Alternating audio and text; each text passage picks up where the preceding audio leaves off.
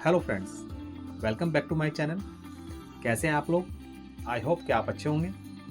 Friends, आज हम बात कर रहे हैं खाटू श्याम जी के मेले की, और इस ब्लॉग में हम जानेंगे कि खाटू श्याम जी का मेला किस तारीख से स्टार्ट हो रहा है और किस तारीख तक चलेगा। और इसी ब्लॉग में हम पूरी जानकारी लेंगे कि खाटू श्याम जी के मेले में अगर हम जा रहे हैं तो वहाँ पर हमें जाने के लिए कौन सा साधन इस्तेमाल करना पड़ेगा, ट्रेनें वहाँ पर कहाँ तक जाती है, बसें कहाँ तक जाती हैं, बसों का किराया कितना होगा, ट्रेन का किराया कितना होगा, और हमें कितना खाटू श्याम जी के मंदिर पहुंचने के लिए कितना पैदल चलना पड़ेगा। ये सब हम पूरी जानकारी आज इस ब्लॉग में लेंगे।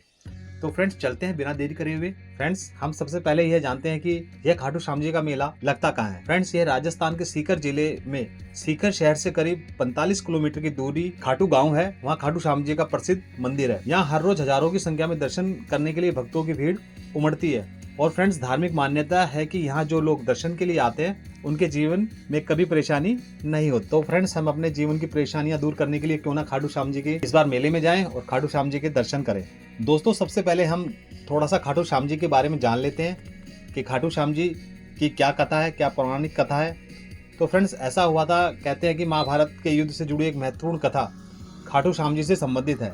भीम के पोते और घटोत्कच के पुत्र बर्बरिक एक महान योद्धा थे जिन्होंने भगवान शिव की तपस्या कर 3 अवैध बाण प्राप्त किए थे, जिससे उन्हें 3 बाणधारी कहा जाता है। उन्होंने प्रतिज्ञा की थी कि वे महाभारत के युद्ध में हारे हुए पक्ष का साथ देंगे। भगवान श्री कृष्ण ने ब्राह्मण वेश में बर्बरिक की परीक्षा ली और उनसे दान में उनका शीश यानी सिर मांग लिया। कहते हैं फ्रेंड्स कि बर्बरिक ने सहर्षि अपना शीश दान कर दिया, लेकिन युद्ध देखने की इच्छा व्यक्त की। श्री कृष्ण ने उनके शीश की एक पहाड़ी पर स्थापित कर दिया, जिससे वे पूरे युद्ध को देख सके। युद्ध समाप्ति के बाद श्री कृष्ण ने बर्बरिक के बलिदान से प्रसन्न होकर उन्हें वरदान दिया कि कलयुग में वे श्याम नाम से पूजे जाएंगे और भक्तों की मनोकामनाएं पूर्ण करेंगे। तो फ्रेंड्स, यह थी खाटू श्याम जी से जुड़ी हुई पौराणिक कथा।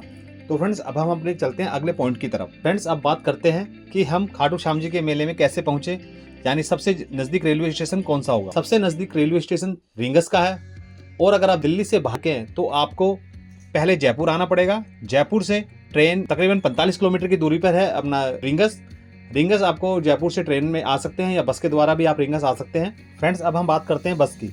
अगर आप जयपुर के बस अड्डे पर खड़े हुए हैं और आप बाहर से आए हुए यात्री हैं तो आप जयपुर बस अड्डे पर पहुंचे।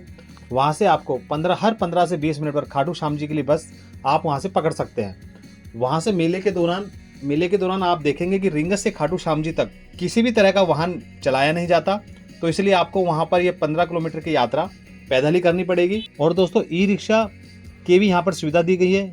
ई रिक्शा चालकों के लिए एक अलग से जोन बनाए गए हैं, और उन सभी रिक्शा चालकों को अलग अलग से पास दिए गए हैं। अगर कोई रिक्शा चालक बिना पास के वहाँ रिक्शा चलाता है तो उसको सीज कर दिया जाएगा।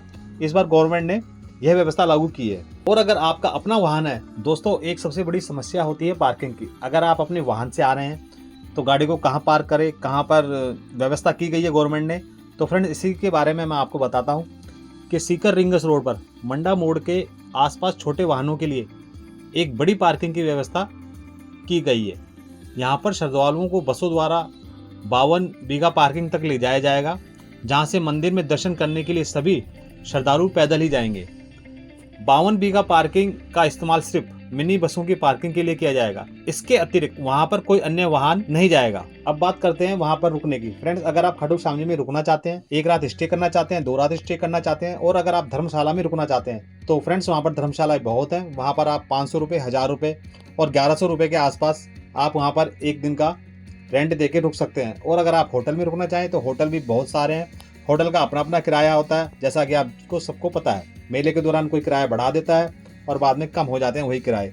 तो आप होटल में भी अपनी रहने की व्यवस्था कर सकते हैं। आपको किसी तरह की भी कोई प्रॉब्लम नहीं होगी। फ्रेंड्स, अगर आप खाटू श्याम जी का निशान लेकर आ रहे हैं तो आप 8 फीट से ऊंचा निशान नहीं ले जा सकते। इस बार निशान की जो सीमा है, जो ऊंचाई है, वो निर्धारित कर दी गई है। 8 फुट से ऊंचा निशान कोई भक्त ना ले जाए। अब बात करते हैं कि यह मेला कब शुरू हो रहा है। खाटू श्याम जी का प्रसिद्ध फाल्गुन लक्की मेला इस वर्ष 28 फरवरी 2025 से शुरू होकर फ्रेंड्स 11 मार्च 2025 तक चलेगा।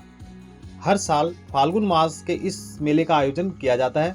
और फ्रेंड्स, आप देखेंगे इस मेले के दौरान जो है लाखों भक्त, लाखों श्रद्धालु खाटू श्याम जी का दर्शन करते हैं। दोस्तों, कैसी लगी आपको खाटू श्याम जी मेले के ऊपर मेरे द्वारा दी हुई जानकारी?